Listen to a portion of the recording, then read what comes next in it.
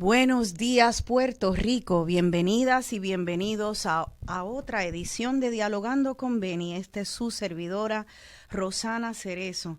Comenzando con esta canción del cantautor argentino Piero, llamado Coplas de mi país, en ese lamento a un país que ha visto tanto pillaje, que ha visto cómo al pueblo se le atropella, que ha padecido de la violencia, de aquellos que como sabemos atacan y son depredadores de todos los pueblos.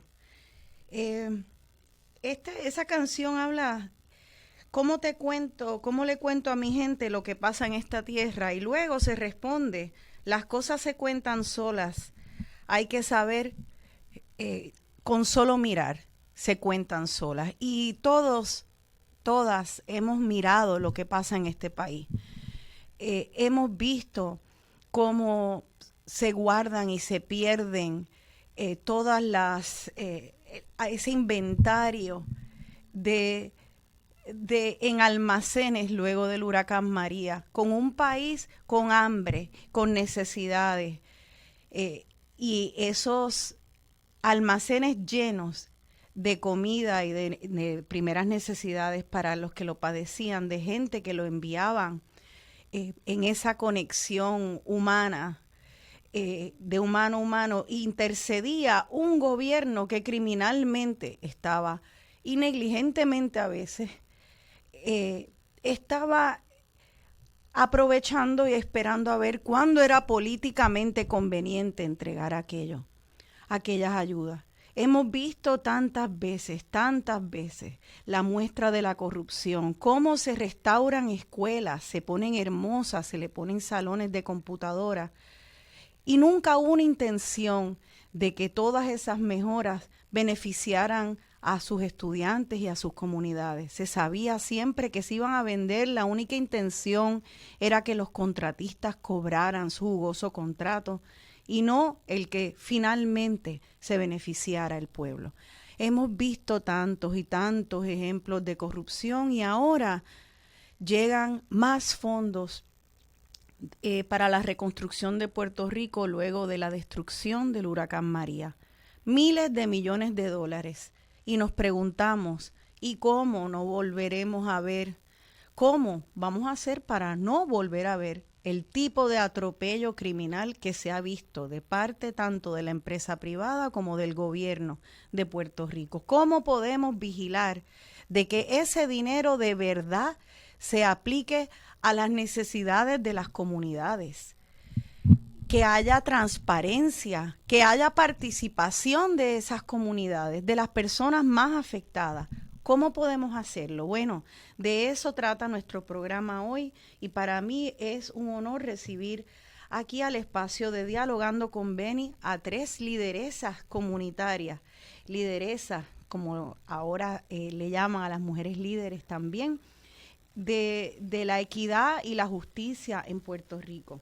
Ellas son la licenciada Adi Martínez, ella es analista senior de política pública de Oxfam, que es una organización internacional, y también es presidenta de Firmes, Unidos y Resilientes con la Abogacía, conocida por sus siglas FURIA, que es una organización sin fines de lucro que apoya y acompaña a comunidades en Puerto Rico. También nos acompaña la licenciada Naida Bobonis Cabrera. Ella es abogada y de antes de ser abogada, líder comunitaria de Buenavista a Torrey. Así que ahora es coordinadora de política pública de esa misma organización, Furia. Y también por teléfono vamos a recibir a la muy famosa ya Carmen Villanueva, que ella es desde niña una líder comunitaria de la comunidad Hill Brothers, y ahora también funge como enlace comunitario para la organización Furia. Así que es un placer darle la bienvenida a estas 3 líderes aquí en Dialogando. Saludos, compañeras, ya veo. Buenos días. ¿Cómo están ustedes? Buenos días. Excelente. Qué Estamos bien. muy bien, Rosana. Gracias por el espacio. Gracias a Gracias por la ustedes. invitación. Gracias a ustedes. Y pues, compañeras, comencé el programa con esa canción de Piero, porque pues lamentablemente no es solo en Puerto Rico, sino a través del mundo, e incluso en Estados Unidos propio, donde se ha visto que el gobierno a veces es cómplice de atropellos hacia el mismo pueblo que se supone que tiene que representar y que se da un dinero con una mano y con la otra se atropella con ese mismo dinero y no se excluye a las comunidades y se usa el dinero para entonces hacerle montones de cosas dañinas a las comunidades. Yo quisiera que hoy podamos empezar por entender este dinero de reconstrucción para la reconstrucción de Puerto Rico luego del paso de Huracán María. ¿Qué es? ¿Cómo se llaman estos fondos? ¿Cuánto dinero vienen? ¿Y qué podemos esperar? Porque todos tenemos mucha sospecha por el precedente en nuestro país. Licenciada Adi Martínez, ¿qué te parece, Adi, si arrancas tú y nos das una vista panorámica? Sí, gracias, Rosana. Los dineros de reconstrucción, de recuperación y reconstrucción en Puerto Rico fluyen principalmente a través de dos entidades gubernamentales. Los dineros relacionados a FEMA y Small Business Administration son canalizados por lo que se creó luego del huracán en diciembre del 2017 por orden ejecutiva, que es la oficina del COR3, COR3, que es la Oficina de Reconstrucción, Reparación y Rehabilitación. Por eso es que se llama COR3. Esa oficina administra los fondos de FEMA ahora mismo que tienen que ver con la mitigación, pero no solamente mitigación en términos de la recuperación y los proyectos grandes que van a hacer con fondos de FEMA, pero también ahora mismo están administrando lo que es los fondos de mitigación por COVID-19 que tienen que ver con la vacuna. Son muchos los fondos que se están canalizando a través de esa oficina. Y entonces tenemos la otra entidad, es el Departamento de Vivienda, que canaliza los fondos del Departamento de Vivienda Federal, que son los fondos asignados por el Congreso a través del programa Community Development Block Grant Disaster Relief, que se llama por sus siglas CDBGDR, los famosos CDBGDR. Y esos fondos son los que se han asignado por el Congreso para la reconstrucción de Puerto Rico. Y los famosos programas de CDBGDR que se dicen que se está hablando de los fondos para reconstruir viviendas luego del huracán, los fondos para los agricultores luego del huracán, para los negocios luego del huracán, todo eso es a través del Departamento de Vivienda. En total es sobre 60 billones de dólares. ¿Cuánto? Pero ese cálculo, sobre 60 billones en total, todos los fondos de todas las emergencias. Porque hay que pensar que aquí pues tuvimos la emergencia de los huracanes, pero también tuvimos los terremotos y ahora con el COVID-19. Y si tú vas a la página del COR3, ellos tienen una información bien somera, pero es una información sobre el total de los fondos, que es sobre 60 billones de dólares. Creo que es alrededor de 68 billones, o sea, 68 mil millones en español.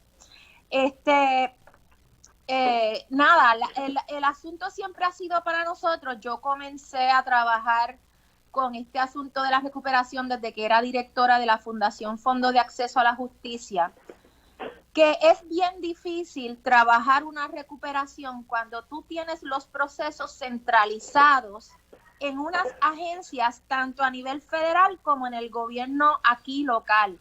Fue bien difícil al principio, por ejemplo, el asunto de que las personas recibieran su ayuda de FEMA por el asunto de la titularidad. Y eso lo trabajamos a través de un proceso de abogacía con un montón de organizaciones en Puerto Rico, donde logramos convencer a FEMA de Estados Unidos, de la Oficina Central de FEMA, que había una forma sencilla de solucionar ese problema si nos hacían caso a nosotros en términos de un mecanismo de una declaración jurada. Pues FEMA estuvo bien reacia, aprobó el formulario, pero no quiso anunciarlo a las personas, y sobre 85,000 personas fueron denegadas por falta de titularidad, cuando la ley de FEMA no requiere que tú tengas titularidad para tener tu ayuda. Lo que requiere es que tú vivas en la propiedad, no pagues renta y estés a cargo de las reparaciones. El problema era cómo se podía ejecutar eso, y nosotros le dimos la solución en la mano. Esa forma de excluir a los grupos que tienen las soluciones, que son los grupos que están en las comunidades, que trabajan en las comunidades, se ha repetido en toda la historia de la recuperación. Otro ejemplo bien grande que me acuerdo, porque fue reciente, fue la insistencia de los grupos de líderes y de organizaciones que conformaron el Task Force Social del Pueblo a la gobernadora Wanda Vázquez de que hiciera una mesa de trabajo para usar los fondos de COVID para ayudar a las personas en sus problemas sociales que teníamos, el hambre, lo que tenemos, el hambre, la falta de transportación, la falta de vivienda. Y te puedo decir que no nos dieron el foro para escuchar las soluciones que nosotros estábamos proponiendo, y te tengo que decir también que se perdieron millones de dólares que tuvieron que devolverse porque los fondos no fueron utilizados por el gobierno. Y así por el estilo tenemos, por ejemplo, un plan de acción para los fondos CDBGDR, los CDBGDR que te mencioné, los miles de millones, un plan de acción que no tomó en consideración a las comunidades y las necesidades. Las comunidades identificaron unas necesidades bien importantes que después Naida te puede comentar un poquito de cómo lo hicieron, y el programa que les preocupaba, el programa de los centros de resiliencia, fue excluido del plan de acción. También tenemos que el plan de acción de R3, que es el de reconstrucción de hogares, súper ineficiente, no está llegando a nuestras comunidades, están excluyendo a las comunidades que están en inundación de FEMA, y nosotros le tenemos ya ready las soluciones para todo eso. Y cuando yo digo nosotros, no es solamente Furia, es las organizaciones sin fines de lucro que están trabajando, ¿verdad?, alrededor de Puerto Rico en estos asuntos, y los líderes comunitarios, que son los que saben las soluciones a estos problemas. Y esa ha sido la problemática principal, Rosana. Adi, yo escucho esto y lo que me parece, así que te pregunto si estoy en lo cierto, es que acá hay un problema tanto a nivel federal como a nivel local con el diseño de esto, de cómo se regulan los fondos, porque mi pregunta sería, bueno, me estás diciendo que están excluyendo a las comunidades, no está llegando mucho dinero a las comunidades, es negligente la implementación. Yo pensaría que si vas a dar tantos miles de millones de dólares, sería requisito que hubiera consultas activas a las comunidades y que haya representantes dentro de eso para poder asegurarse de que la base participe y se haga un estudio de necesidades que corresponda a la realidad de las comunidades. El hecho, y mi pregunta es, ¿eso lo hay? ¿Esos fondos, tanto dinero? ¿Hay un mecanismo dentro de los mismos fondos federales que obligue a un gobierno local a hacer una consulta a las comunidades? Estudios de necesidades, cosas así. Los programas principales son distintos. Disculpa, tenemos un problema con el sonido de los perros, que casi oigo más a los perros. No sé. Ay, perdón, estoy saliendo del área. Ay, disculpa, porque de verdad que casi no oía a Adi. Sí, gracias. Ok, ahí estamos. Aquí Ya, estamos. qué bueno, Ok, muchas gracias. sí. Esto es lo que Bien, pasa cuando estamos remotos. en vivo, sí, a todo color. Pues básicamente los fondos tienen diferentes procesos y leyes reguladoras, ¿verdad? Pero si cogemos los más grandes, el fondo de FEMA, que va a través del COR 3, y el fondo CDBGDR, se operan de manera distinta. Los fondos de FEMA, bajo el esquema de la identificación de necesidades, etcétera, se está haciendo a nivel de COR 3. Ellos son los que están presentando el gobierno local. Cuando ellos dicen el gobierno local, es el gobierno territorial, el gobierno ejecutivo de Puerto Rico, a nivel del territorio. Pues este gobierno territorial es el que le está presentando a FEMA y trabaja con FEMA en un proceso establecido por una reglamentación que, de hecho, tengo que señalar, es una reglamentación que se aplica por primera vez a Puerto Rico, que es la sección 428 del Stafford Act. O sea, se aplica por primera vez a Puerto Rico de todos los estados y todos los desastres. La primera vez que se hace ese proceso es con Puerto Rico. Nos pusieron de programa piloto para los proyectos más importantes de reconstrucción. Esas prioridades y esas necesidades se están estableciendo entre COR 3 y FEMA, la oficina de FEMA federal. Ha sido un proceso súper difícil. Te puedo dar un ejemplo. El hospital de Vieques. Esto ha sido, primero que fue una lucha, que se pusiera a nivel de prioridad, que tuvo que intervenir la representante Nidia Velázquez con una carta bien fuerte a FEMA para que incluyeran el hospital entre los proyectos prioritarios, para que Vieques tuviese la reparación de su hospital. Sabemos la cantidad de gente que ha muerto, porque en Vieques no hay un dispensario, no hay un hospital. Pues nada, el asunto es que después que por fin lo aceptan como proyecto prioritario que requirió una presión pública, pues entonces todo el proceso de evaluación, de capacidad, todo eso se ha tomado un montón de tiempo y todavía es la hora, a 3 años y pico, casi medio, del huracán María, que no se ha puesto no se ha ni licitado el proyecto de Vieques. Eso es un ejemplo. Por otro lado, tenemos los fondos que son a través del Departamento de Vivienda. En estos fondos, la discreción para cómo esos fondos son administrados localmente, la forma que coge el programa, la forma real y práctica, la tiene el gobierno local. Por esto, nosotros estuvimos abogando desde el principio con todas las organizaciones de Puerto Rico a que se incluyera un grupo de trabajo de la sociedad civil en los procesos de planificación. ¿Por qué? Porque desde el primer borrador del plan de uso de estos fondos pudimos distinguir que era básicamente una copia de lo que se hizo en Katrina. Ya nosotros sabíamos que lo que se hizo en Katrina, y nosotros hemos aprendido muchísimo de la gente de Luisiana, de Mississippi, fue un desastre y que se desplazó muchísimas comunidades. Y fue esa centralización de hacer un plan de acción sin la participación real, porque una cosa es hacer vistas de 5 días, de una semana, y recogen el insumo, ya, participación.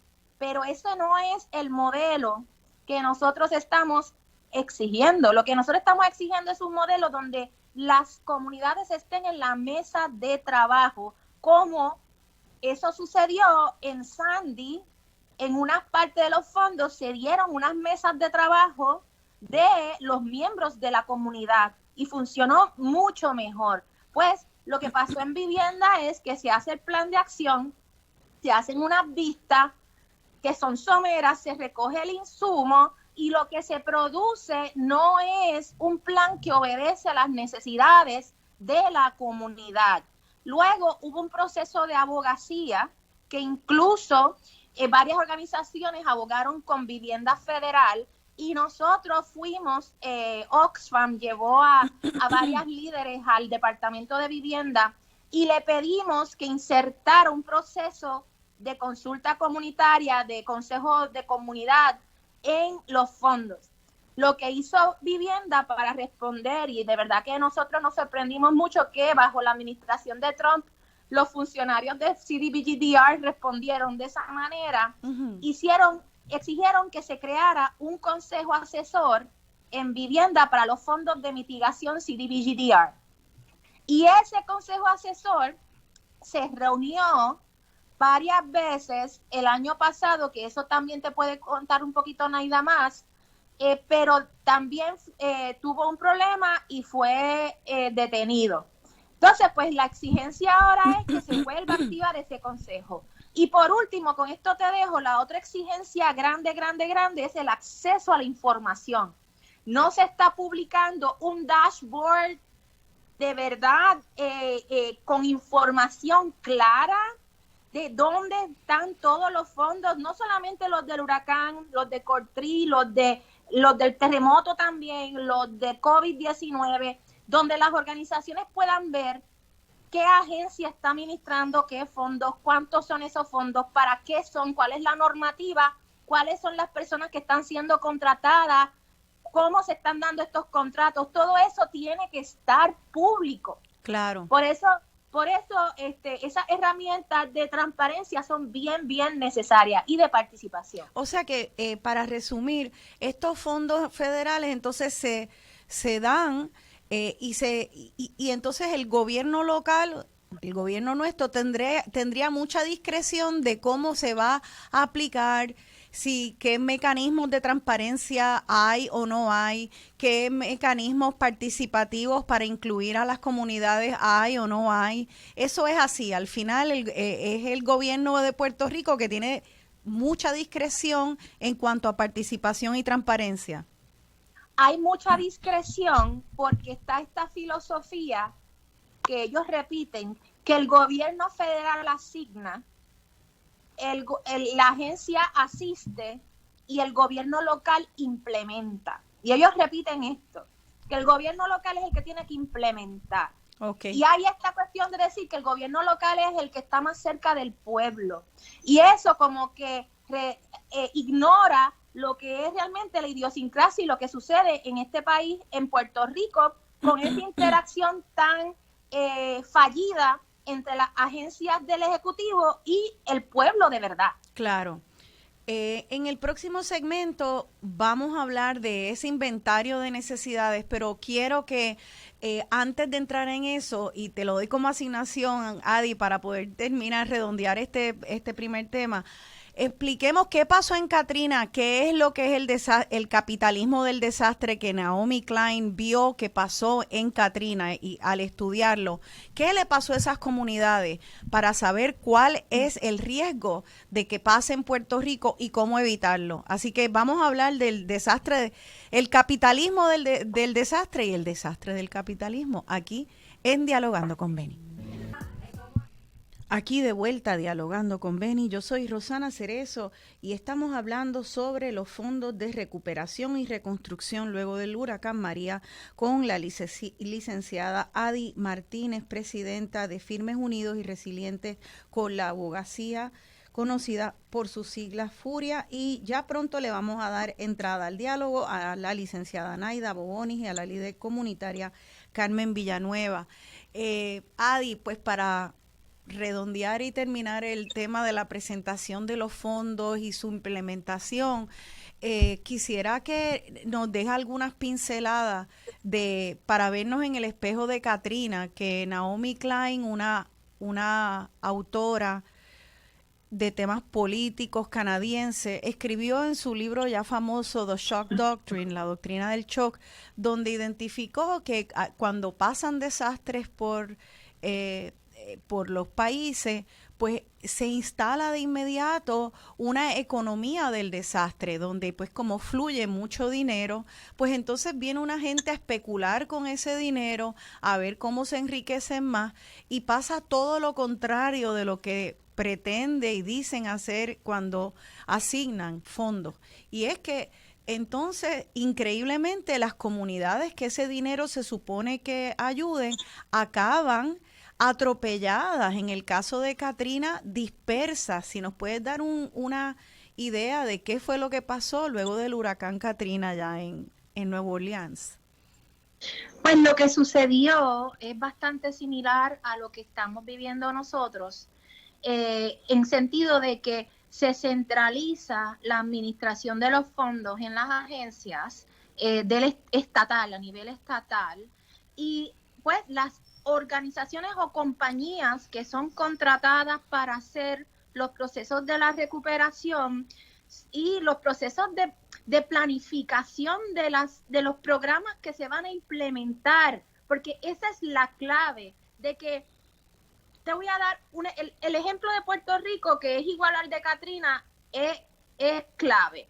Para los fondos CDBGDR se le está pagando 128 millones a una organización internacional que se llama ICF para administrar los fondos federales. Eso no lo está haciendo todo el Departamento de Vivienda, porque hay organizaciones, los fondos de FEMA los está administrando una organización con 120 y pico de millones de dólares, también un contratito, que se llama Horn.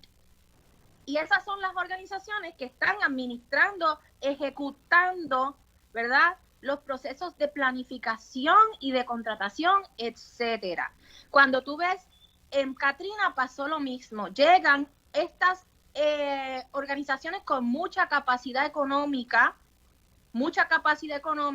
porque para tú poder participar de estas subastas mayormente son también por reembolso, o tú tienes que tener la capacidad económica de poner el dinero adelante para asegurar que vas a ejecutar según requiere la subasta. Sí. Y eso es bien difícil para una organización local de base comunitaria poder lograr. Y se tiende siempre por FEMA, se tiende por vivienda a presionar a las agencias locales a que se contrate estos aglomerados, estas organizaciones que tienen la capacidad, según ellos, para ejecutar. El ejemplo, yo estaba en conversación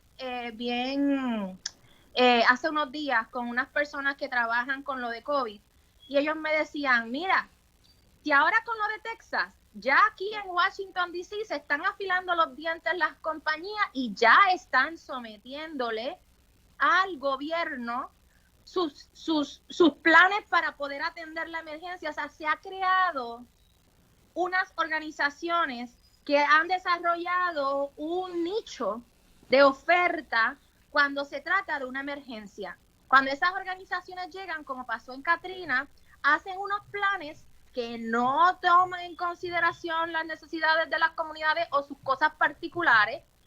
Se hacen unas reparaciones, las personas son desplazadas porque no pueden vivir en el área, no se les permite regresar.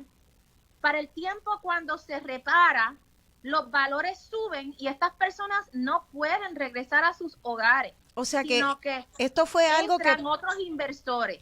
O sea que en Katrina, particularmente en New Orleans, fueron a ayudar a las personas que habían sufrido, que eso lo vimos todos nuestros televisores, aquello fue terrible.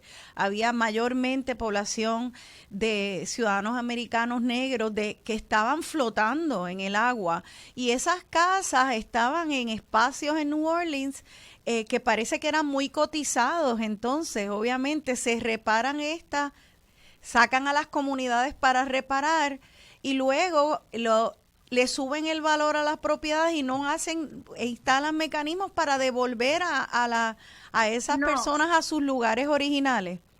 Exacto, porque, por ejemplo, cuando te dicen vamos a tener fondos para reparar esta serie de hogares, te dicen, pero es que no podemos reparar donde se inunda, ¿verdad? No podemos usar fondos federales para reparar donde se inunda. Sin embargo, están haciendo un proyecto de mitigación del río por al lado. Las personas que vivían ahí le dan fondos para relocalizarse. Ustedes se tienen que relocalizar. mientras se trabaja en el proyecto. Entonces, a la vez, se está trabajando el proyecto de mitigación del río. Se mitiga el río, ya el área no se inunda, y entonces esa área se convierte en un área donde las personas vienen a invertir, o sea, vienen a invertir en viviendas de alto costo, y las personas que fueron relocalizadas no pueden regresar porque no pueden pagar lo que se está exigiendo. Eso puede pasar en Puerto Rico. Y eso es lo que hay que ver, porque estamos hace mucho tiempo, hay gente sonando la voz de alerta contra, a los puertorriqueños nos pueden sacar de Puerto Rico, pero ¿cómo caramba pueden sacar a los puertorriqueños y a las puertorriqueñas de Puerto Rico? Uno dice, no, eso no va a pasar. Pues mira, así es que pasa. Entonces, se van desplazando comunidades que tradicionalmente viven ahí por generaciones en lugares hermosos, frente a playas, en montes, y cuando vienes a ver hay toda una estructura que los desplaza, se asegura que no vuelvan y que los nuevos habitantes sean otras personas mucho más acaudaladas y pues no necesariamente tampoco ni puertorriqueñas ni puertorriqueños, haciéndole un daño terrible a las comunidades nuestras, de nuestro país y autóctonas. Yo creo que podemos pasar a hablar ya de lo que fue estos intentos que ya ustedes han logrado que se hagan por lo menos unos avances aún dentro de la administración Trump, eso de que consiguieran que Vivienda accediera a hacer un consejo asesor. Me parece que han hecho una cumbre de comunidades también, así que me gustaría ahora integrar a las otras dos compañeras para que nos cuenten, porque ya hay personas velando de que esto se haga bien, exigiendo valientemente de que se incluyan a las comunidades. Así que vamos ahora a darle la bienvenida a la licenciada Naida Bobonis, y también por ahí, aunque no la vean los que están mirando, está Carmen Villanueva, líder comunitaria. Así que bienvenidas, compañera. Hola. Hola.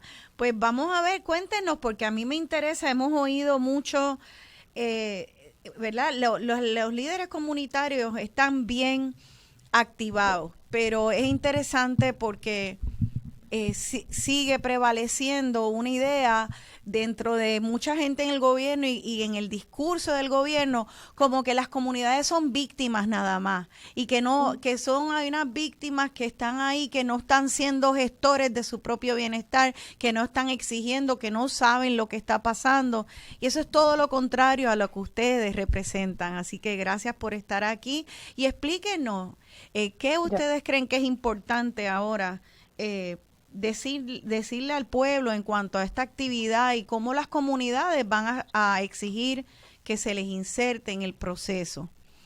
Yo voy a hacer un... Ay, perdón, Carmen. Sí, Naida, vamos, y luego Carmen, gracias y disculpen. Pero no se preocupe. Sí, iba a mencionar básicamente, voy a dar un poco el trasfondo de dónde surge Furia y a quién acompaña. Nosotros, ¿verdad? Como dijimos al principio, somos una organización que acompaña a comunidades, efectivamente, pero nosotros estamos acompañando específicamente a un grupo que se llama el PRODEV, y es Puerto Rico por el Derecho a una Vivienda Digna.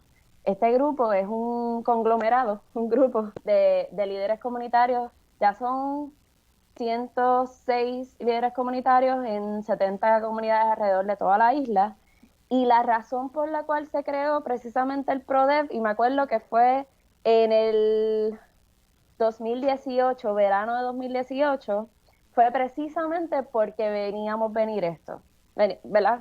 Veíamos venir que iba a haber un proceso de recuperación que iba a conllevar un montón de dinero que iba a llegar a la isla, y lamentablemente sabemos que el gobierno no necesariamente tiene el oído en piso, y el liderato está preocupado porque este dinero es súper importante para el proceso de recuperación. O sea, estamos hablando de que a más de 3 años ya yo he dicho esto tantas veces que sí, ya van más de 3 años. Sí. Más de 3 años. Y lamentablemente el proceso de recuperación ha sido lentísimo, ha sido ineficiente. Hay gente con tordos azules todavía. Y pues para nosotros veíamos eso como una preocupación entonces, y lo vemos ahora. Así que el PRODEV nació en verano de 2018, y recuerdo que fue Carmen la que me metió en ese revolú, Y entonces posteriormente hubo una iniciativa que salió del propio grupo de líderes comunitarios que Carmen las llama las Amazonas. Tuvimos unas reuniones para procurar que se hiciera una cumbre comunitaria. Y una cumbre comunitaria, ¿qué significa? Era un espacio donde se suponía que el liderato comunitario de toda la isla pudiese sentarse y decir, mira, estas son mis necesidades, estos son los problemas que yo he identificado en mi comunidad, yo necesito solucionarlos porque de ello depende que yo permanezca, de ello depende que yo me sienta seguro en mi espacio. Así que yo necesito un espacio donde yo pueda decir, ventilar, que el gobierno me informe qué es lo que han estado haciendo, y entonces a partir de ahí movernos en conjunto, dialogar y llegar a consenso sobre cómo podemos solucionar esto. Así que de ahí surge la cumbre comunitaria. La cumbre comunitaria sucedió en marzo 2019. Empezó siendo un proyecto bien bonito y de momento hubo unos traspiés en el camino, por decirlo de alguna manera, pero al final sí se dio el espacio de sentarnos en la mesa. Tuvimos la oportunidad de ser acompañados por relatores que fueron entrenados por nosotros mismos para entonces poder recoger la información adecuadamente y poder tener un documento que dijera, mira, esto es lo que encontramos. Los relatores eran de comunicaciones, eran estudiantes de derecho, trabajadores sociales, así que estaban listos para escuchar a la gente y poder entonces recoger ese insumo. Pero déjame interrumpirte ahí porque acabas de pasarle por encima algo que es lo que más me interesa a mí, y es ustedes, el propósito de hacer una cumbre comunitaria es unas comunidades exigiéndole al gobierno. En aquel momento, Ricardo Rosselló, en marzo del 2019, aún no había sido destituido, y las cumbres están diciendo, cuando están llegando ya fondos de recuperación post-María, las comunidades dicen, y queremos que haya una cumbre para que se sepa, se consulte a las comunidades y se haga un estudio de necesidades, como quien dice, escuchando y participando las comunidades. Tú dices que hubo un revolú en ese momento. Ese revolú es un traspié. Pues ese traspié es el que yo quiero que nos expliquen aquí, porque me está bien chévere que hayan accedido, está fantástico que hayan accedido el gobierno a que hubiera una cumbre comunitaria. Tú piensas, bueno, pues mira, ya los esfuerzos de las comunidades han sido tales que hasta un gobierno PNP de Ricardo Rosselló está dispuesto a incluir en procesos participativos a las comunidades. ¿Ese era el propósito o era un simulacro? Porque es que el problema aquí es que sabemos que se le pone el nombre y la etiqueta a algo, es para cumplir, y cuando llegue el momento de la verdad, pues en realidad es una farsa, porque no hay de verdad intención de que esa participación influya y afecte las decisiones cuando llega el momento de repartir el bacalao. Cuando ustedes llegan a esa cumbre, hubo un traspié. ¿Cuál fue ese traspié? ¿Tiene que ver acaso con la participación? No sé si Naida quiere que yo le ayude. Sí, yo ajá. Voy a decir brevemente y tú puedes intervenir. Sí, el traspiés comenzó porque nosotros habíamos hecho unos acercamientos, Carmen, hicimos el acercamiento al entonces secretario de la Gobernación, ¿verdad? Raúl Maldonado. Y pues habíamos hecho ese acercamiento. La realidad es que la conversación estaba fluyendo, estábamos claros de que el propósito era sentarnos a la mesa el liderato, a hablar, literalmente era un espacio de trabajo. Todo el mundo iba a hablar, todo el mundo iba a poder decir qué era lo que estaba pasando en sus comunidades, las necesidades y demás. Y de momento algo pasó internamente, que ese esfuerzo se movió a la oficina de lo que se llama la Oficina de Comunidades Especiales, pero es la Oficina de Desarrollo Social Económico, que socioeconómico. Eso. El esfuerzo se movió a esa oficina y de momento Carmen y yo, que éramos las que estábamos como que, ¿verdad? Ahí metidas en el asunto, no estábamos invitadas en el proceso de desarrollo de la cumbre que nosotras habíamos pedido. Así que eso fue una situación incómoda. Al final sí terminamos yendo a una de las reuniones y se terminó peleando literalmente para que las mesas de trabajo fuesen incluidas, porque cuando llegamos era literalmente una celebración del liderato comunitario que en otras circunstancias no estaría mal, pero la realidad es que ese no era el propósito. Estábamos hablando de que era literalmente un party. Y nosotros necesitábamos el espacio de trabajo, no necesitábamos una fiesta, necesitábamos que nos escucharan porque estábamos hablando de que había pasado todo este tiempo y todavía las comunidades estaban ¿verdad? En una situación precaria, y a pesar de eso no había habido contacto directo con las comunidades. Así que eso fue lo que sucedió antes. Durante aquel día, pues, igual hubo otros traspiés donde pues estaban poniendo trabas para que nosotros pudiéramos trabajar. Carmen, no sé si quieres abundar sobre esto tú. A mí me encanta porque ella lo dice tan fino. Sí. Buenos días, y de verdad para mí un honor estar en un espacio que yo sé que es un espacio de participación y de denuncia, porque verdad necesitamos esos espacios, y gracias por darlo. Gracias. Pues ese traspié que se convierte peor que un traspié, ¿verdad? Número uno, usurpar, ¿verdad?, el espacio correcto de la participación genuina que estábamos esperando, no pseudo participación, ¿verdad?, que nos llevan a todos en un espacio para simplemente vernos allí y cogerlo, la asistencia, y tener fotografía de que sí, llamaron a la gente. Así que nos dimos a la tarea, inclusive hubo una inversión a esta persona, a mí, con un carrito alquilado, para yo moverme antes de la cumbre por todo el país para invitar a los que no habían sido invitados. Así que el buen revolú que se formó allí fue que ellos esperaban 350 personas y nosotros metimos 300 y pico de más.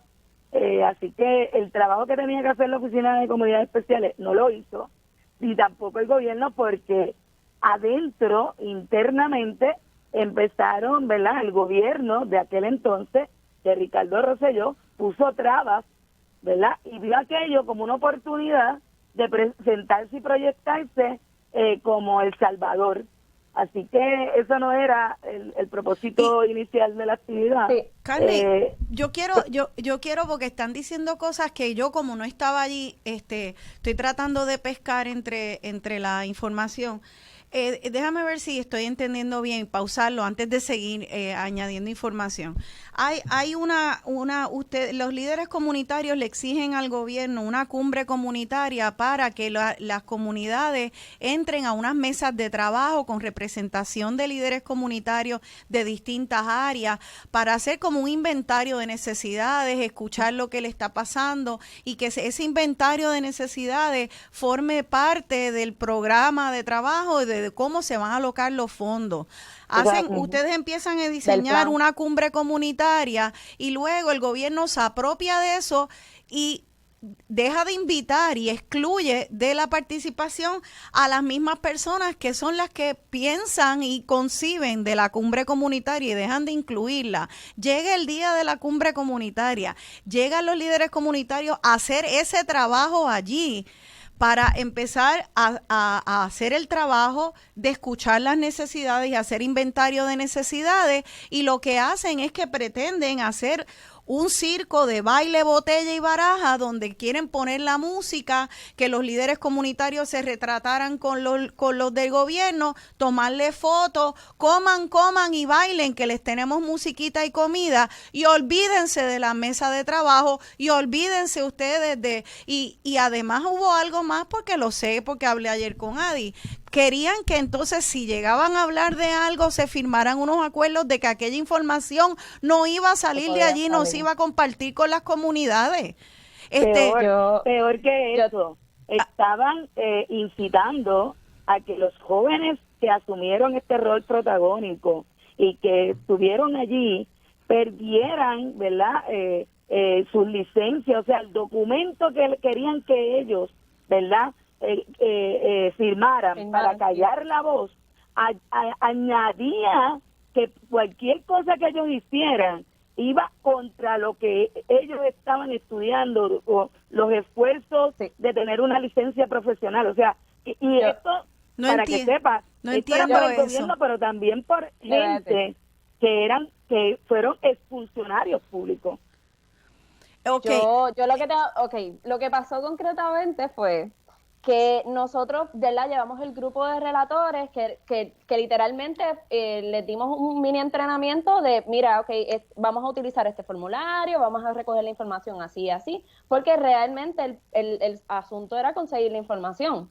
Y entonces éramos como 60 relatores, o sea, estamos hablando de un montón de gente que estábamos listos para empezar a trabajar y de momento nos dicen que tenemos que firmar, era como un acuerdo de confidencialidad.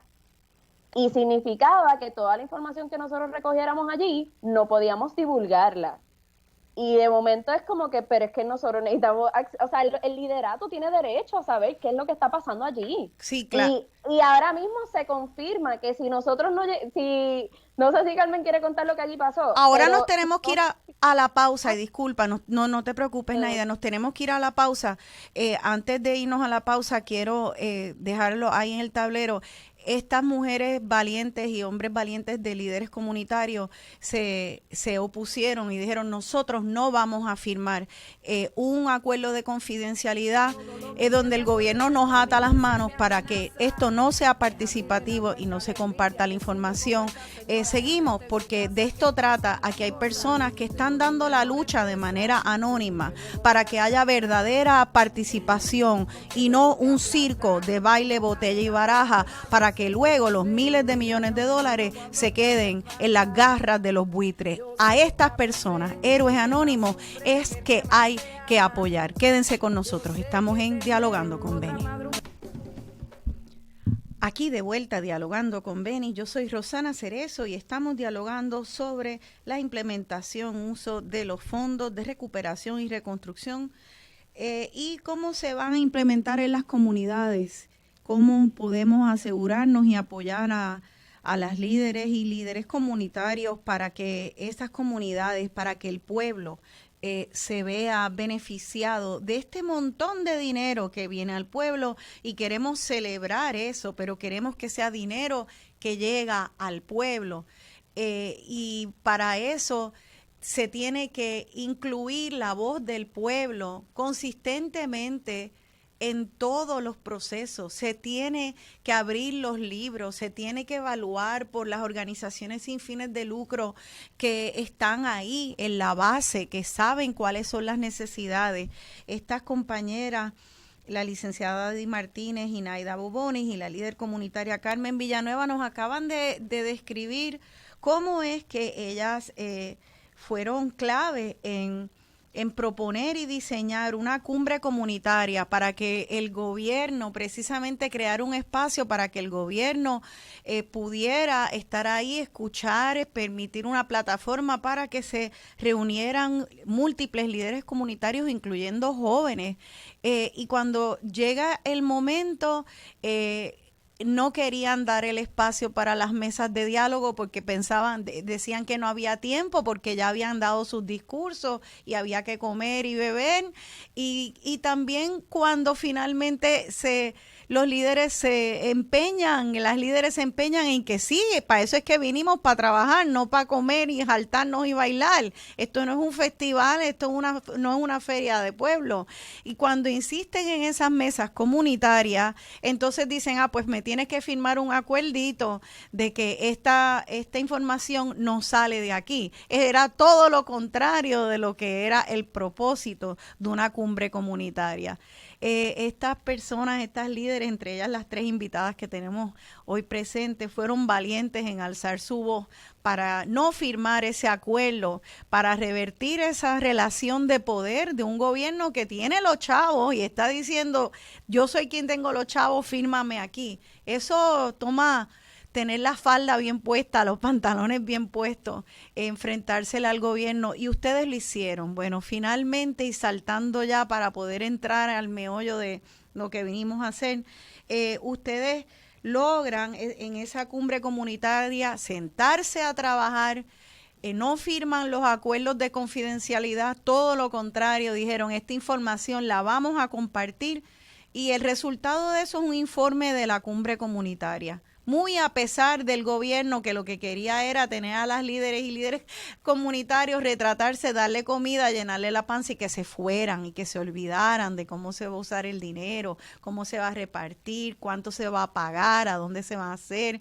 Este informe de Cumbre Comunitaria a mí me da tanta esperanza, tiene unos cuantos puntos que yo quiero que si pudiéramos hablar de algunos de ellos, ¿qué es lo que es importante de este informe y cuáles fueron los puntos sobresalientes de mecanismos para que este dinero, ¿cuánto dijimos que era, Adi? Es que son 60 billones con la B de bueno o de buitre. En total, más de 60,000 millones.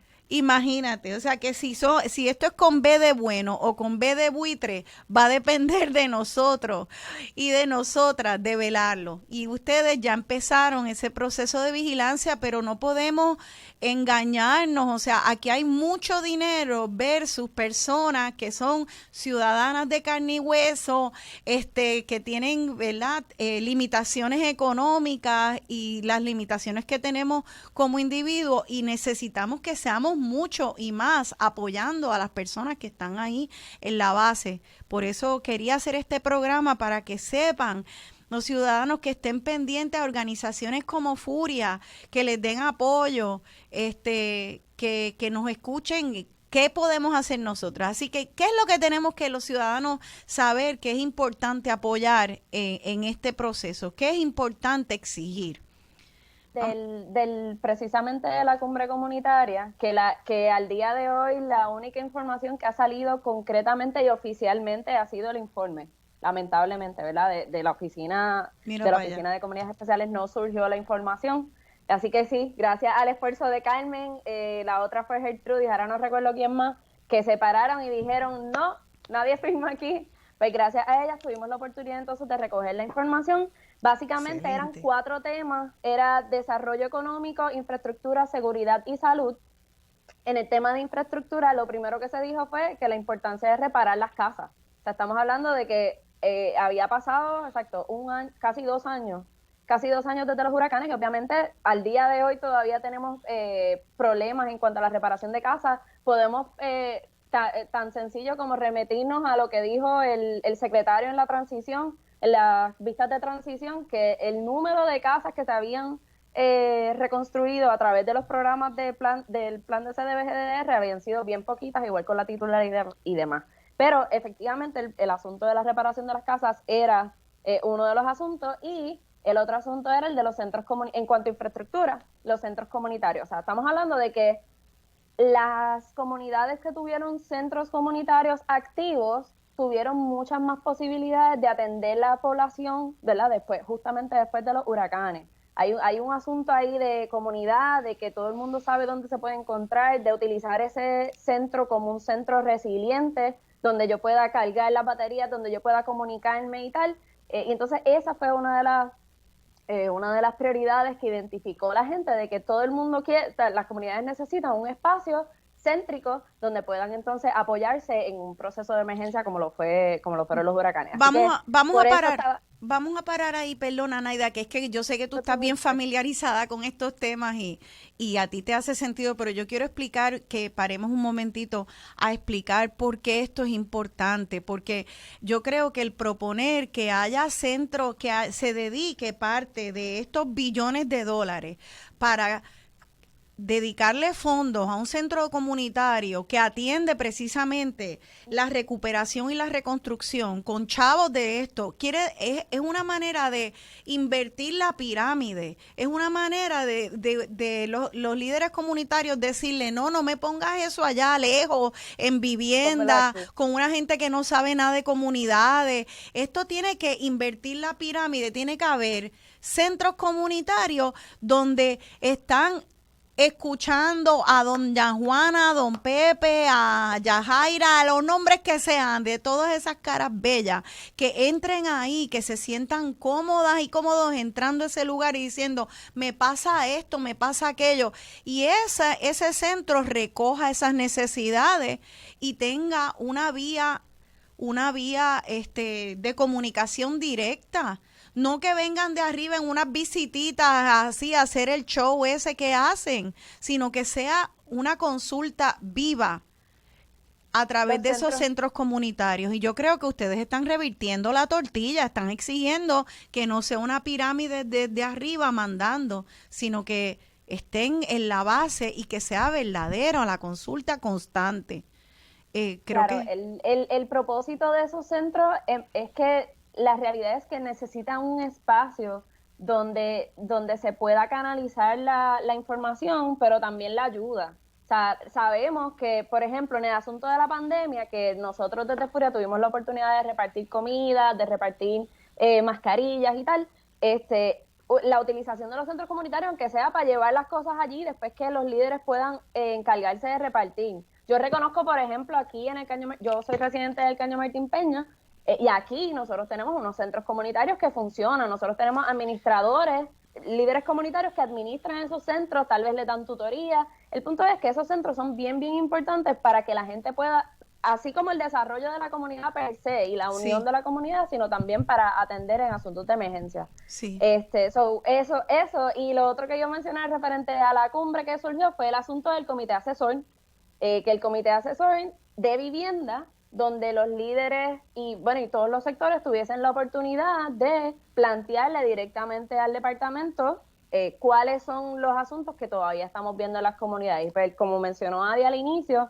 el comité asesor empezó a funcionar en finales del 2019, como noviembre por ahí, y la realidad es que la comunicación estaba, ¿verdad?, directa y estaba fluyendo, pero pues lamentablemente en algún punto también esos trabajos se paralizaron, hubo un asunto de pandemia en el camino, así que uno de los asuntos uno de los asuntos prioritarios para nosotros es reactivar el comité. Muy bien. El comité asesor. Quiero que entre, por favor, Carmen Villanueva, porque como no la estoy viendo, pues como me estás quedando calladita, Carmen. No, yo espero el turno. Eso es verdad, y gracias Carmen por estar aquí. Tú sabes, volviendo al tema de este informe que ustedes hacen, a mí me parece que son tantos los puntos y como planteé antes, me parece que es que están planteando ustedes un cambio de paradigma, de que no sea la pirámide con los cocorocos arriba, visitando y tomándose fotos, después repartiéndose el bacalao como les da la gana entre ellos y con la consecuencia nefasta que sea a las comunidades, como ya hemos visto con los cierres de escuelas. Carmen, ¿qué tú quieres resaltar en cuanto al informe o las necesidades que tú crees que son prioritarias? De verdad que la razón, ¿verdad?, principal para hacer la cumbre, además de recopilar toda la información, era tener una esperanza de que habían comunidades activadas. O sea, que se viera que realmente las comunidades estaban sumamente interesadas en ser parte de la reconstrucción. Y a la misma vez, la información que queríamos que se recopilara allí y que también, ¿verdad?, los funcionarios que tenían que ver con la reconstrucción del país le hablaran directamente a las comunidades sin tener intermediarios. Así que esa parte, la estructura de agenda se cambió totalmente para hacer lo que tú dices, un show. Y cuando hablamos del show, a mí me duele que, ¿verdad?, que artistas se prestaran para esto también, porque volvemos, nos ven vulnerables, pero la palabra vulnerabilidad a veces se traduce, ¿verdad?, en que no sabemos nada, que no, claro, no ejecutamos nada, que somos morones o brutos, claro, ¿verdad?, por no decir las otras palabras. Y eso duele porque allí, ¿verdad?, no solamente guisó, ¿verdad?, empresas privadas, guisaron artistas y guisaron otra gente que es lamentable que no se eduquen para saber que el gobierno los utiliza y ellos se dejan utilizar. Dicho eso, para mí es importante resaltar que los centros en Puerto Rico, ¿verdad?, el proyecto de comunidades especiales, cuando estuvo bajo la administración de Sila y por esfuerzo de los propios líderes, porque a pesar de que era prioridad en ese momento del gobierno, la agencia también tuvo un montón de traspiés con los líderes diciéndole, no es lo que tú digas, es lo que nosotros digamos, y eso es lo que dice la ley. Pues, La ley dice que somos nosotros sí, en participación los que decimos cuáles son nuestras prioridades. Pues un centro en una comunidad como Río Prieto, en Yauco, que se aísla totalmente, que no tiene agua potable hace 60 años, que depende de un acueducto que no cumple. Oye, es sumamente importante que tenga energía solar, es importante que tenga un abastecimiento, ¿verdad?, de alimentos. Oye, eso no hay que ir a ninguna universidad de gran prestigio, eso con 4 dedos de frente. Y así mismo es. ¿Perdón? Que así mismo es, Carmen, que me alegro que lo digas, porque también aquí hay una cuestión ¿verdad? Como clasista también, y eso de ver a las comunidades como si fueran nada más víctimas, cuando esto es una cuestión de sentido común, se ven los problemas. ¿Qué es eso? La misma comunidad sabe cuál es la solución, si son quienes lo están padeciendo. Pero peor aún, venimos sentados, ¿verdad?, como uno dice, provocando que entiendan que la solución viene de abajo, porque es el que, es el soberano, es el que manda, ¿verdad? Lo que pasa es que la gente no sabe que los que mandamos somos nosotros y que todo lo que tiene que ver con público, que tiene que ver con gobierno, que somos parte de él, pues ellos son nuestros empleados y a nosotros nos tienen que escuchar. No es un favor. Así que tenemos, por ejemplo, el problema de tener estos centros y tenerlos, ¿verdad?, para nosotros reaccionar en un momento de emergencia que tú sabes que son todos los años. Oye, todos los años sabemos que nos tenemos que preparar para la temporada de huracanes.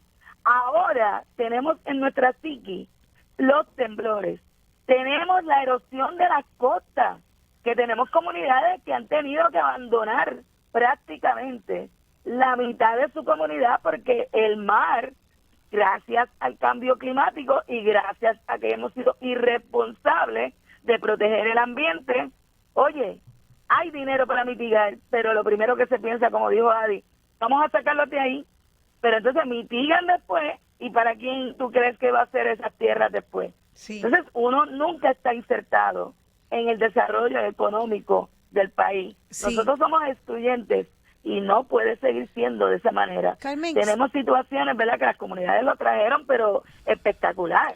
Sí. Oye, yo me acuerdo, ¿verdad?, de don Benny, que hablaba de conectarse al de esto de energía solar que le había comprado. Sí. Y que no podía porque se lo habían bloqueado. Pues así estamos nosotros.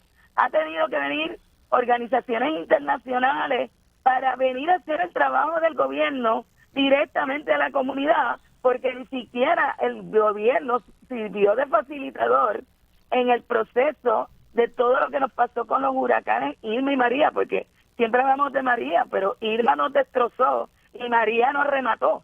Así que cuando hablamos de eso, entonces, sí, el ver un Vieques y Culebra. Oye, nosotros sabemos de hace años cuál es el problema de Vieques y Culebra. Hemos tenido malísimas administraciones en cuanto al transporte. Pues lo único que queremos es visibilizar cómo se hace una buena administración para que esa gente no siga muriendo por la ineficiencia de los gobiernos, porque el gobierno contrata a empresas privadas, pero sigue teniendo la responsabilidad principal de que estos servicios sean verdaderamente dignos y que acojan, ¿verdad?, la necesidad de la comunidad. No le demos, yo, Carmen Villanueva, ¿verdad?, a veces siempre estamos, no, que si la empresa privada, oye, que el gobierno tiene una responsabilidad fiduciaria con lo que somos nosotros los ciudadanos. Yo le puse en sus manos la responsabilidad de velar por los recursos, así que ataquemos al que no está velando por el bienestar común, que es el gobierno, que lo está haciendo incorrectamente, y los que se prestan para hacerlo mal y ser ineficientes y irresponsables, pues también tenemos que atacarlo. Pero el principal que me tiene que responder a mí es el sistema gubernamental cuando los fondos son del gobierno. Así que las comunidades también plantearon, mira, no construyamos más, ¿verdad? No construyamos más en las costas y no construyamos más casas que no cumplen, ¿verdad?, con cualquier embate o cualquier emergencia. Tenemos un país con hambre, pero tenemos un país mal alimentado también.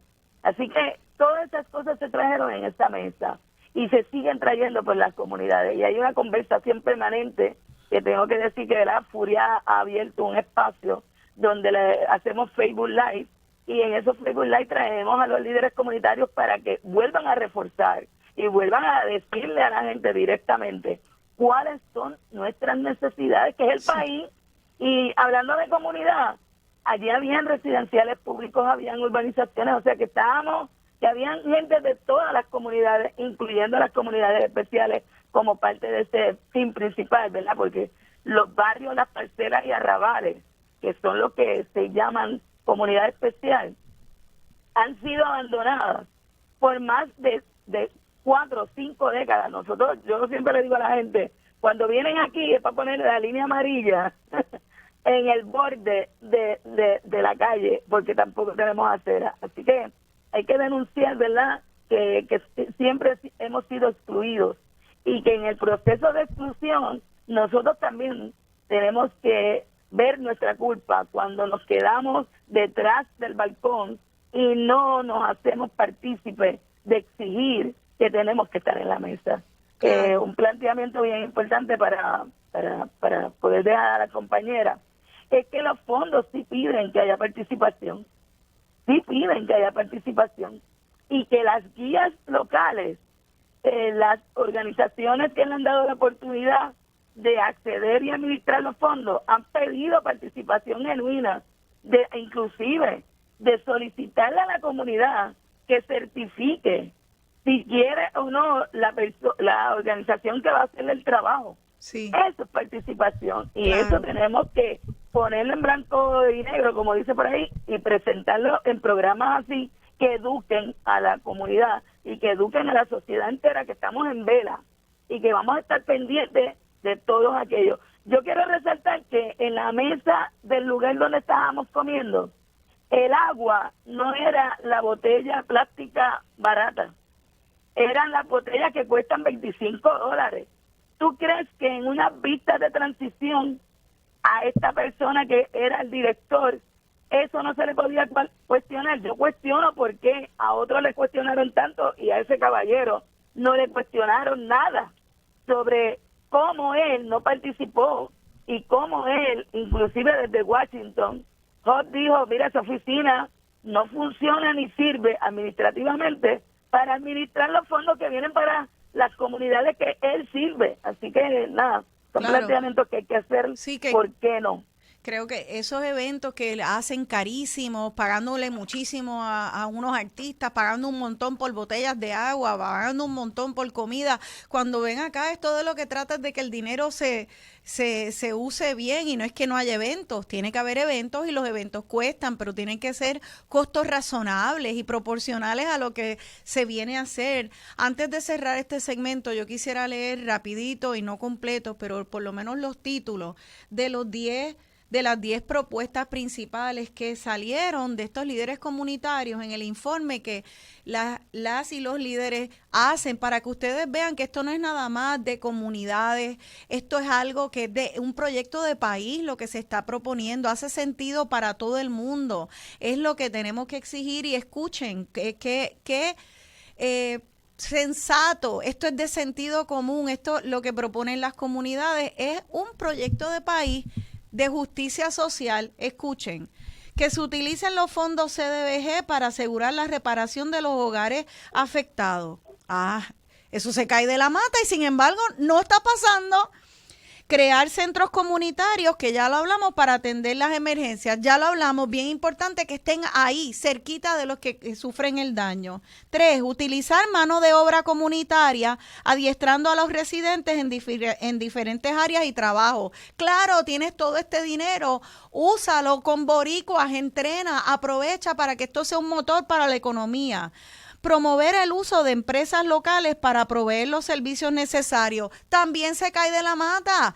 aprovecha el dinero para que se mueva la economía de Puerto Rico con las industrias locales y los obreros locales. Pero gente, no siempre es así. Le dan el dinero y vienen un montón de gente de fuera y se hacen ricos ellos y los puertorriqueños aquí sin empleo. Y las industrias cogen un pedacito bien pequeño de un bizcocho bien grande.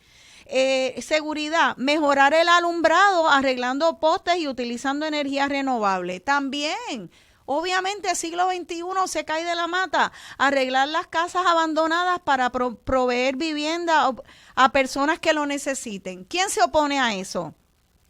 Proveer servicios y capacitación de salud mental. Asegurar la limpieza de áreas públicas y cuerpos de agua. Mejoras a vertederos. Evitar el desplazamiento de comunidades y crear un comité con representación de las comunidades para fiscalizar el uso de estos fondos. ¿Quién se opone a eso? Pues nadie, porque ni siquiera los que se roban los chavos se oponen a eso. Dicen, sí, lo vamos a hacer, pero después se viran y hacen lo que le da la gana, que es todo lo contrario a lo que dicen estos puntos. En el próximo segmento vamos a abrir las líneas al público para que nuestros radioescuchas también comenten y ustedes reaccionen. Quédense con nosotros, estamos en Dialogando con Beni. Aquí de vuelta Dialogando con Beni, yo soy Rosana Cerezo y estoy dialogando sobre los fondos de recuperación y reconstrucción con las licenciadas Adi Martínez y Naida Bobonis y la líder comunitaria Carmen Villanueva, las tres integrantes de la organización Furia. Me estaban preguntando de la música, perdonen que me embollo con en los temas y la música sí, yo siempre la escojo para hablar, que desea un comentario sobre también el contenido del programa. He puesto de Danay Suárez, una rapera cubana que es bien famosa en Europa y en Francia. Oímos anteriormente en el segundo segmento Yo Aprendí, donde ella habla pues que aprende de la naturaleza humana y que hay veces que te venden como bueno cosas que no lo son. Es lo que estamos hablando aquí, que hay que correr el velo de todo el discurso y la narrativa que tiene el gobierno, porque no es que no la tenga, de que aquí venimos a hacer el bien y creemos en la justicia, en la equidad y en las comunidades, y cuando corremos el velo, lo que hay detrás es una realidad muy diferente, como ya hemos explicado. La otra canción, Totó la Momposina, ella es una cantante afrocolombiana que cantaba del pescador y la escogí porque quiero que hablemos brevemente antes de atender las llamadas, la situación de los pescadores. Y entonces Pescado Envenenado también es de un grupo de hip hop colombiano llamado Chuck Quip Town y ellos hablan del pescado envenenado como una metáfora de eso que el gobierno quiere vender como, mira, ven, esto es algo bien chévere, ven y cómetelo, y al final es un pescado que está envenenado y no nos vamos a comer ese cuento. Así que esas son las canciones del programa de hoy. Ese pescado envenenado no lo queremos comer. ¿Qué está pasando con los pescadores brevemente? Que es una de las muchas causas que hay que apoyar y que creo que con este dinero se supone que se ayude a las comunidades de pescadores en nuestro país. ¿Cuál de ustedes? Quería traer rapidito, los pescadores hay 92.5 millones, ¿verdad? ¿Cuánto? Que son 92.5 millones.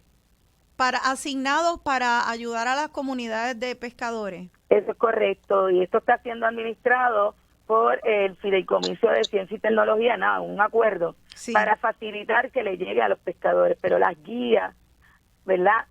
Una de las cosas que le exigen es que tenga 590 en el índice de crédito.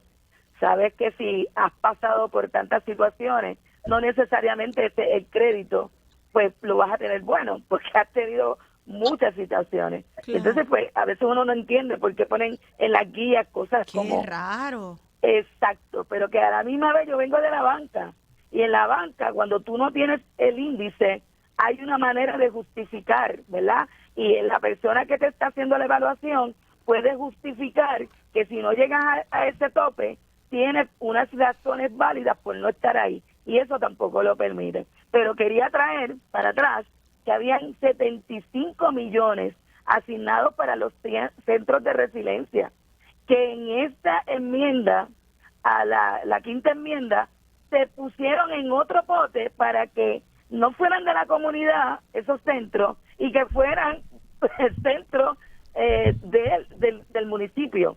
Cuando, oye, hay comunidades tan aisladas que tienen 45 y una hora de camino para llegar al municipio, pues entonces deja que sea en la propia comunidad la lógica, ¿verdad? Y estos Así cambios... que hay fondos para tantas cosas lógicas que a veces no entendemos por qué quieres acumularlos y meterlos en un pote. Claro, la malicia de uno sabe la respuesta, pero para ser inocente queremos decir ese tipo de cosas. Sí, pero esos cambios, por ejemplo, de traspasar el dinero que está asignado para centros comunitarios a los municipios, que no está mal que los municipios tengan dinero, es muy importante que tengan dinero, pero ¿por qué quitárselo a los centros comunitarios? ¿Esos son decisiones bajo la discreción del gobierno local o eso es que a los federales están haciendo esos movimientos? Eso lo hizo el gobierno central. Específicamente el local, Departamento Puerto de la Rico. Vivienda. En Puerto Rico, ok. En Puerto Rico. Y en las vistas, ¿verdad? Se supone que nosotros presentábamos ponencias, las ponencias no se recibieron, todo fue digital, ¿verdad? Virtual, es la palabra correcta. Sí. Y los resultados es que nosotros estamos claros que los centros tienen que estar en la comunidad, no en la distancia, porque realmente vamos a tener la misma situación de las muertes ocasionadas porque la comunidad no tenía las vías de salir, y eso lo sabemos todos. Claro. Así que nuestra experiencia tiene que ser que las cosas las hagamos diferentes, claro, no atropellado y no a la inversa de lo que puede tener los mejores resultados. Claro. Ya tenemos llamadas en línea, voy a dar el teléfono aquí por si acaso se caen esas llamadas, es el 787-292-1703, 787-292-1703 para preguntas o comentarios sobre el tema que estamos hablando de recuperación y reconstrucción. Brevemente, antes de recibir la primera llamada, los pescadores entonces tienen un dinero asignado, están pidiendo que tengan un crédito como de personas ricas para poder accesar a ciertas ayudas. ¿Cómo se puede entonces apoyar a los pescadores entonces para que una comunidad que ha sufrido tanto del embate del huracán y también los terremotos puedan echar para adelante, que nuestros pescadores, imagínate en una isla, cómo no ayudar a los pescadores? Son parte indispensable junto con los agricultores de nuestra sostenibilidad alimentaria. Brevemente, los pescadores y las pescadoras, no sé, ¿habrá pescadoras también? Sí, hay pescadoras y este dinero, los 92.5 millones, son para agricultores, ¿verdad? Que dentro de agricultura entran los pescadores, los que vegan con las, ¿verdad? Con toda la situación de agricultura en el país, ajá, incluyendo hidroponistas, ¿verdad? Fantástico. Así que una de las cosas que es bien importante, sí, es que llamen al Fideicomiso de Ciencia y Tecnología, que son los que están administrando y que es totalmente gratis. Actualmente, FURIA está acompañando a los pescadores para que ellos tengan la información de la mano y que no puedan, ¿verdad? Lo que está pasando y lo que se ha traído a la mesa es que personas sin escrúpulos le están cobrando hasta $2,000 y $3,000 para llenarle una solicitud que es totalmente gratis y que después de llenársela no se le garantiza que sea aprobada porque tiene estos issues que lamentablemente pues nuestros pescadores o agricultores no cualificarían. ¿Cualificarían para qué exactamente? O sea, ¿para qué? ¿Para unas ayudas que se dan directamente a centros de pescadores o una ayuda individual a cada pescador para su empresa individual? Pues mira, una de las cosas es para empresas de agricultores y pescadores, pero también individual. Si un pescador tiene una situación con su embarcación, él puede solicitar y le dan específicamente para arreglar su embarcación o comprar una nueva y no tiene que devolver el dinero siempre y cuando lo utilice correctamente para el fin para el cual se solicitó. O sea que esos 92.5 millones tenemos que nosotros velar por lo que tú también dijiste. Ellos son parte de esa cadena de lo que tiene que ver con nuestra protección alimentaria. Que en Puerto Rico, oigan, si nosotros no tenemos los barcos llegando, que se acuerdan para los huracanes, toda limitación, ahora mismo hay uno de los estados que por la nieve no está llegando alimento y no hay comida, pues mira, nosotros nos vamos a quedar y vamos a morir de hambre también. Somos un archipiélago. En bien poco tiempo lo hemos visto, porque lo vimos entrar a los colmados después de María con góndolas vacías, lo vimos al principio de la pandemia. O sea, ¿qué más necesitamos? Vamos a abrir las líneas al público. Antes, Adi, como estamos oyendo tantas cosas como Radio Escucha, ¿cómo tú puedes dirigir a los radioescuchas a cómo es que un ciudadano normal que está oyendo todo esto y dice, caramba, pero yo estoy en mi trabajo, salgo con prisa, cojo tapón, regreso a casa? ¿Cómo podemos apoyarlas? ¿Cómo hay entrando a ciertas páginas, firmando, yendo o educándonos nada más y sabiendo que esto está pasando? ¿Cómo se empodera al ciudadano? En esta época que estamos viviendo hay una nueva forma de poder, y esa nueva forma de poder es a través del uso de los medios de comunicación que tenemos. Estamos claras aquí en Furia que no todas nuestras comunidades y los grupos vulnerables tienen un acceso tan ágil a los medios de Facebook, Twitter, etcétera. Pero aquellos que los tenemos, que son ciudadanos que quieren ayudar, deben entrar en las páginas de las organizaciones sin fines de lucro, las organizaciones de base comunitaria, y darle, ¿cómo se dice?, publicidad, acceso, darle like, compartir la información, participar en las cartas colectivas, y estar consciente, Rosana, estar consciente de que el pueblo tiene el derecho de exigirle a los gobernantes que actúen de X o Y manera.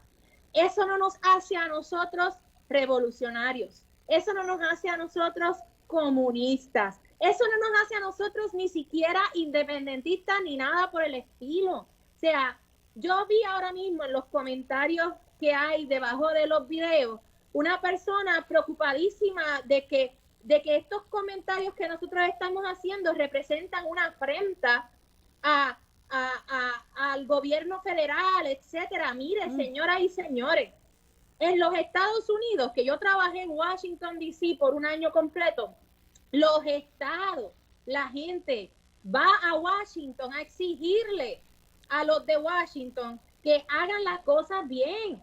Y eso no lo hace independentistas solamente porque están exigiendo que las cosas se hagan como tienen que hacer. Ellos pelean. Los que están en Texas ahora sufriendo, hay toda una comitiva de organizaciones exigiéndole al gobierno federal que actúe correctamente. Así y eso es un derecho ciudadano. Eso no es una actitud negativa, al revés, es parte de la democracia. Y si usted pretende ser parte de una democracia, pues usted actúa de manera activa para exigir que los funcionarios que deben de obedecer a las necesidades del pueblo lo hagan. Y eso no nos hace ni más ni menos. Al contrario. Hace un país democrático. Al contrario, ¿sabes qué? Es interesante porque mi papá siempre me decía, esto es increíble, que nosotros, él siendo estadista, decía, pero ¿qué tipo de ciudadanos americanos somos? Porque es ciudadanos que de verdad no se creen que son ciudadanos americanos, sino que son como un hijo adoptivo, tirado allí con menos valor que el hijo de verdad. Pues si eres ciudadano, eres ciudadana y ciudadano y tienes unos derechos. Eso lo saben los ciudadanos que viven en los Estados Unidos, y nosotros por nuestra condición de colonia no asumimos la ciudadanía. Entonces, te guste o no quieras o no quieras tener esa ciudadanía, eso es aparte, pero es la realidad. Es la única ciudadanía que tenemos, y entonces es muy interesante que la gente, muchos estadistas, asuma la ciudadanía como un yugo de servidumbre y no como lo que es, como lo asumen los ciudadanos americanos allá, como un estatus que te da derechos, que tienes derecho a reclamar y a exigir. Así que, bueno, gracias. Y diciendo este ejemplo, sí, yo me considero cristiana. Y mi modelo, ¿verdad?, es Jesucristo. Y da la casualidad que él no se quedó callado.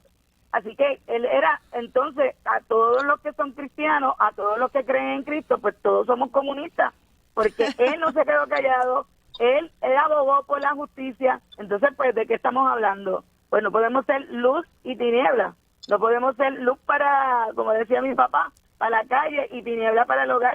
Aquí tenemos que exigir el respeto, igual, porque somos dignos de ser respetados, no por más nada, porque tenemos que ser dignos de ser respetados. Claro, así es. Bueno, vamos a pasar a la primera llamada, a ver si todavía nos esperaron. Sí, creo que sí, tenemos llamada. Buenos días, estén dialogando con Beni. Su nombre, por favor. Ingeniero José Marcano. Ay, buenos días, ingeniero. Gracias por llamar. Bueno, primeramente, soy nacido de tu programa, desde tu papá. Gracias. Y un saludo a Carmen Villanueva, que es de mi barrio. Ah, mira para allá. Carmen Villanueva, ¿te acuerdas que trabajamos en un proyecto especial de las comunidades especiales? Fantástico. ¿Y su ¿Está por ahí ella? Sí, sí. Yo está escuchando. Bueno, yo sé que hay que acelerar. Mire, pues yo te estaba llevando porque yo soy director de una junta, de una junta de directores que se llama INSEC, Instituto Socioeconómico Comunitario, lleva 36 años. Wow. 8 años que estoy en esa organización y fui presidente de la junta hasta hace par de semanas. Nosotros tenemos un programa que fue una idea mía y nos lo aprobaron, que se llama Smart Community, comunidades inteligentes. Y eso yo lo traje de unas exposiciones que yo he estado visitando en los últimos 2 años de Smart City en Barcelona. Anyway, lo que quería decirle es que vamos a actuar en 76 municipios, porque la organización de nosotros, San Juan y Bayamón, tiene una parecida. Quiere decir que nosotros vamos a actuar en los 76 municipios para crear comunidades inteligentes. ¿Y qué es una comunidad inteligente? Es el uso de la tecnología que existe para que estén preparados para huracanes, terremotos y todo. Así que excelente. Los que me están escuchando, pues pueden comunicarse con la institución que es insec.org, está en el web, y allí toman información. Pero muy bien, gracias vamos a actuar ahora mismo. Muy bien, pues ya saben, buscan en Google Comunidades Inteligentes Puerto Rico, y eso para aquellas comunidades que quieran unirse a este proyecto de desarrollar infraestructura de tecnología para las comunidades. Muchas gracias, ingeniero Marcano. Y doy mi teléfono al aire, 787-636 4571, 787-636-4571. 4571. Muy y bien. Y que Marcano, como mi vecino, y como estuvo haciendo un proyecto hace más de 20 años, que es nuestra cancha, ¿verdad? Como un centro resiliente, pues mira, búscame que ese debe ser tu primer proyecto para hacerlo resiliente. Excelente, fantástico. Pues vamos entonces a pasar a la próxima llamada. Luego en mi página voy a poner el número del ingeniero Marcano con ese proyecto tremendo, Comunidades Inteligentes, para aquella gente que quieran llamar y unirse a ese proyecto. Pasemos a la próxima llamada. Buenos días, estén dialogando con Beni. Su nombre, por favor. Gracias. Mi nombre es María Sepúlveda. Buenas, María. Gracias. Quiero echarle muchas bendiciones como las han tenido hasta ahora, porque gracias a programas como ustedes es que no se pierden más vidas en el país. Y hace falta muchos programas como este y mucho corazón como el de ustedes. Y quería decirle que yo ya soy una persona bastante mayor. Puedo decirles que siempre se me quedó en mi corazón la herida de Haití, porque Haití recibió como mucho dinero y, como decían, cuando se apagaron las luces, todo el mundo se fue y Haití sigue ahí y se han olvidado de ellos. Y me preocupa mucho que hay muchos patrones parecidos en nuestro país de utilizarnos a nosotros, utilizar el dinero, utilizar nuestro dolor y al fin de cuentas apagar las luces de las cámaras y quedamos entonces en la pobreza porque, como hablan mucho, no son fondos recurrentes. Pienso Así que es. como es bien bonito y es maravilloso, que nos da una esperanza pensar que como pueblos tenemos fuerza, pero realmente hemos sido callados completamente, y con entidades como las que están a usted presentando, entiendo que puede tener unas garras para que haya más proteccionismo al fondo de recuperación. Pienso que puede haber una fuerza con garra por segmentos, que sean segmentos de la agricultura, de todos los obreros del país, que se puedan reunir, exigir y llevar sus propias plataformas para que haya unas leyes que sean de protección a estos fondos por segmentos, que pueda, para que no se diluya tanto material, ¿verdad?, de tanto dinero y de tanto seguimiento y de tantos planes, que pueda haber un seguimiento por segmento, que pueda este mismo caballero que habló, pueda estar en las redes, que ustedes mismos puedan decir, los legisladores nos atendieron, no nos atendieron, nos ignoraron, que el pueblo tenga Muy ese bien. periódico, esa forma, esa herramienta a través de ustedes mismos, las entidades sin fines de lucro, que le den un informe al pueblo semanal, mensual. Hicimos estas actividades Muy bien. y nos atendieron bien, no nos atendieron, pero que ustedes sean los que realmente puedan establecer a estos legisladores, y más que hay muchos nuevos, que sean la diferencia, Sí. porque los escuchen a ustedes Claro. y puedan ustedes delinear las leyes para protección de esta recuperación y de estos fondos. Gracias. Gracias, y qué comentario tan inteligente. Gracias, María Sepúlveda. Adi. Sí, Rosana, me encantó el comentario de la señora Sepúlveda. Nosotros hemos estado proponiendo, desde Oxfam hicimos un esfuerzo para construir una propuesta. La propuesta se presentó en el Congreso de los Estados Unidos para la creación de un comité de trabajo de la sociedad civil puertorriqueña, dividida precisamente por sectores, que los representantes de cada sector fuesen elegidos por los sectores y que respondan a cada sector para hacer un cuerpo consultor tanto para el gobierno de Puerto Rico, las agencias de Puerto Rico y las agencias federales de FEMA y Vivienda. Esa propuesta se presenta por ideas de ciudadanas como la señora Sepúlveda. Y ahora, en estos momentos, estamos tratando de convencer al Ejecutivo Federal, pero también desde Furia y otras organizaciones aquí en Puerto Rico.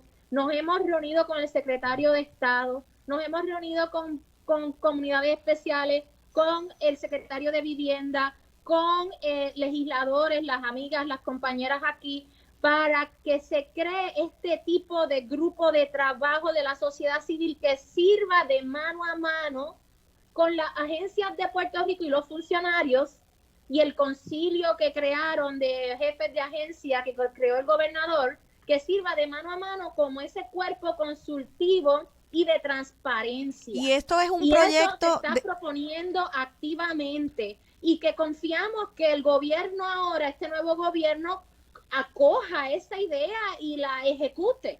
Pero nosotros no nos vamos a cansar de repetir la necesidad de eso que la señora Sepúlveda tan atinadamente nos trae en esa llamada. Excelente. Y te pregunto, para terminar ya el programa, Adi, porque tenemos que entregarlo al próximo programa, si esa propuesta que viene de Oxfam de crear un consejo de organizaciones sin fines de lucro, representantes de los distintos sectores que estén presentes en todos los procesos, eso se está proponiendo a la legislatura, se puede hacer como proyecto de ley. ¿Qué podemos esperar para estar pendientes? Te quería aclarar que esa propuesta no viene de Oxfam. Esa propuesta viene de que Oxfam coge la voz de las personas, de los grupos comunitarios en la cumbre. Los líderes comunitarios exigieron eso. Y eso se presenta, esa propuesta se presentó como proyecto de ley en la legislatura federal, en la administración pasada. Ahora, con este nuevo gobierno, tanto a nivel federal como a nivel local, nuestra esperanza es que esto se pueda ejecutar de manera más rápido desde la propia ejecutivo. Como quiera, nosotros vamos a seguir empujando el proyecto de ley, Pero la idea es que esto no tiene que llegar a eso. Esto se puede ejecutar desde el Ejecutivo y que lo hagan ya. Esto no Muy tiene bien. que esperar. Pues entonces tenemos nos perdón. tenemos ya que ir. Sí, rapidito. Nada, que precisamente por eso la importancia del comité asesor, por eso la inclusión de ahora hay un concilio de la recuperación, la importancia de que la ciudadanía continúe involucrándose en cada uno de los procesos, porque a fin de cuentas lo que nosotros queremos evitar es el desplazamiento de las comunidades y eso es el bottom line de todo nuestro trabajo. O sea, no podemos permitir un proceso de recuperación se convierta en un proceso de desplazamiento y eso es lo que activamente estamos luchando desde Furia. Así es, pues ya saben, para aquellos que están en Facebook, busquen a Furia, F-U-R-I-A, como coraje para poder levantar la voz de las comunidades, coraje para tener dignidad y exigir como ciudadanas y ciudadanos lo que es el derecho de nuestra ciudadanía, que es la dignidad y la justicia para nuestros ciudadanos. Gracias a las 3 participantes. Gracias Adi a ti, Martínez, maravillosa. Gracias, Carmen y Naida. Y ese pescado envenenado no nos lo vamos a comer. Vamos. Eso es verdad. Seguimos con los buenos, que esos 60 billones, esa B de billones sea de los buenos y no de los buitres. Se despide de ustedes su servidora, Rosana Cerezo.